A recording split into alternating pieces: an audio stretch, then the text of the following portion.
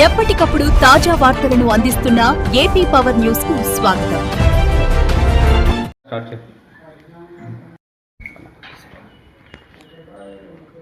గత 2-3 రోజులుగా సోషల్ మీడియాలో కానీ మీరు కానీ మేము కానీ అందరూ చూస్తూనే ఉన్నాం. ప్రస్తుత గౌరవ హోంమంత్రి గారు కానీ లేదా మా పార్టీకి చెందిన గౌరవ మాజీ మంత్రి వర్యుడు గుడివాడ అమర్నాథ్ గారు గురించి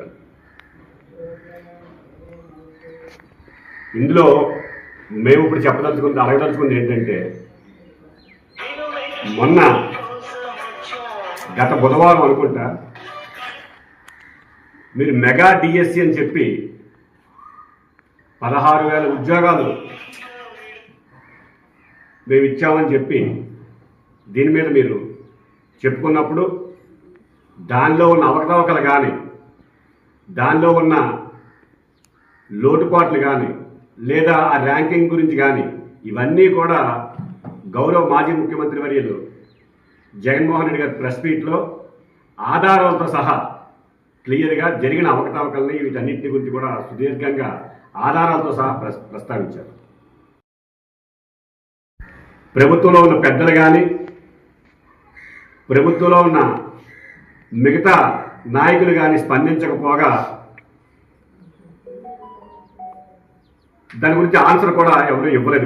ఇప్పుడుకున్న ప్రజల్లో ఉన్న దాని మీద అనేక అనుమానాలు ఇప్పుడు కూడా నివృత్తి చేసే పనులు చేయలేదు కూడా. మరి అలాంటి పరిస్థితుల్లో మొన్న గౌరవ జిల్లా మంత్రివర్యులు హోంమంత్రి గారు ఆవిడ ప్రెస్ మీట్లో ఇప్పుడున్న జనరేషన్ చాలా అదృష్టవంతులు, జనరేషన్ జెడ్ అని చెప్పి ఇప్పుడు మాట్లాడుతున్నారు. మన జగన్ గారు కూడా జన్ జీ అని జన్ ఆల్ఫా అని చెప్పి మాట్లాడారు. జనరేషన్ జెడ్ అనేది చాలా అదృష్టవంతులు. ఒకప్పుడు మేమున్న టైంలో ఉద్యోగాలు దొరకాలంటే చాలా కష్టంగా ఉండేది. ఇప్పుడు మిమ్మల్ని వెతుక్కుంటూ ఉద్యోగాలు వస్తున్నాయి అని చెప్పి ఆవిడ చేసిన ప్రెస్ మీట్ని మా పార్టీకి చెందిన గౌరవ మాజీ మంత్రివర్యులు అమర్నాథ్ గారిని ఇలాగే ప్రెస్ మీట్లో ప్రశ్నించినప్పుడు ఇలాగ మీ జిల్లా హోంమంత్రి గారు ఇలాగా మాట్లాడారు, ఉద్యోగాలు వెతుక్కుంటూ వస్తున్నాయని చెప్పి అడిగినప్పుడు ఈయన అన్నారు, సరే అయితే ఉద్యోగాలు వస్తున్నాయా అన్నది మరి మాకైతే తెలియదు, వెళ్ళి ఆవిడనే అడగండి, జిల్లా మంత్రివర్యులు కాబట్టి జిల్లాకు సంబంధించిన ఏదైనా ఉంటే ఆవిడనే అడగండి అని చెప్పి మాట్లాడడం జరిగింది.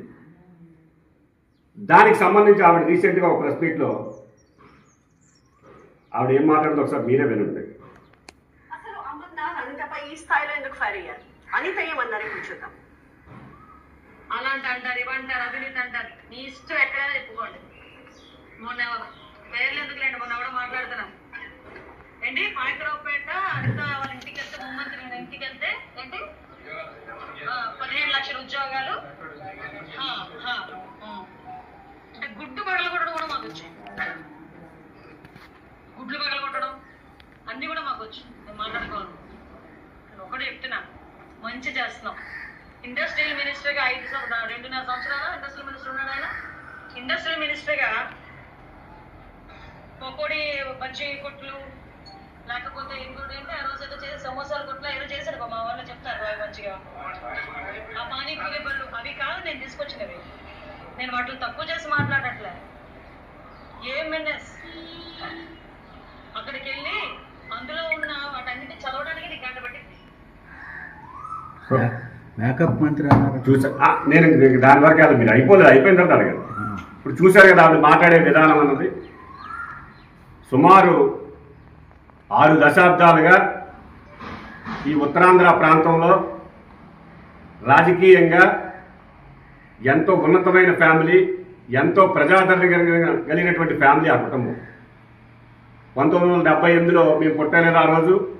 గుడివాడ అప్పన్న గారు పెందుర్తి ఎమ్మెల్యే, తర్వాత గుడివాడ గురునాథరావు గారు ఎమ్మెల్యేగా, మంత్రిగా, అనకాపల్లి పార్లమెంట్ సభ్యునిగా పనిచేస్తూ ఈ ప్రాంత ప్రజలకు కానీ ఈ ప్రాంత అభివృద్ధికి కానీ అనేక విధాలుగా కృషి చేసినటువంటి వ్యక్తి గురునాథరావు గారు. మరి ఆయనకి అన్ని పార్టీల్లోనూ కూడా ఈవేళ అభిమానులు ఉన్నారు. మరి అలాంటి ఫ్యామిలీ నుంచి వచ్చిన వ్యక్తి అమర్నాథ్ గారు. ఆయన రాజకీయ జీవితం అంత సాఫీగా సాగలేదే.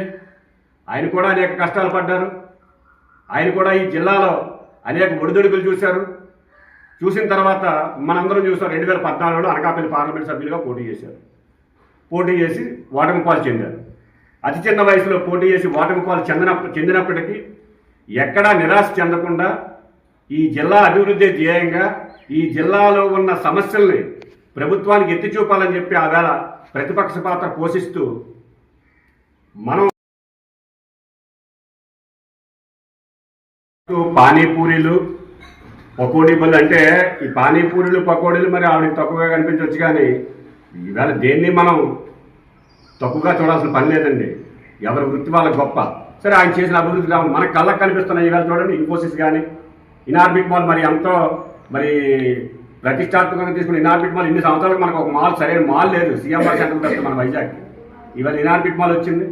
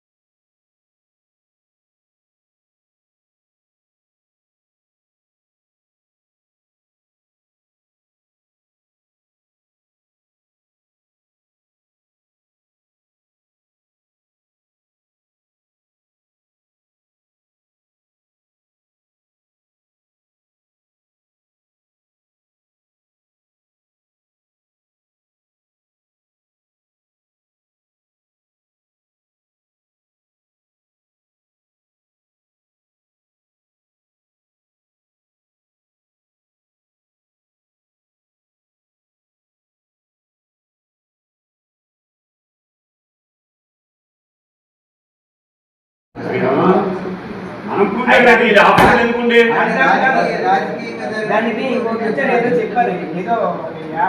అది చెయ్యాలి. మనం చూపిస్తాం, మనం ఎలిగేషన్ చేస్తాం.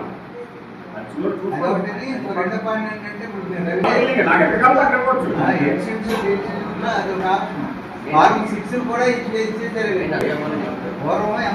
రావడం లేదు, మీ దానికి పంపిస్తాను. ఆయన చెప్తాను.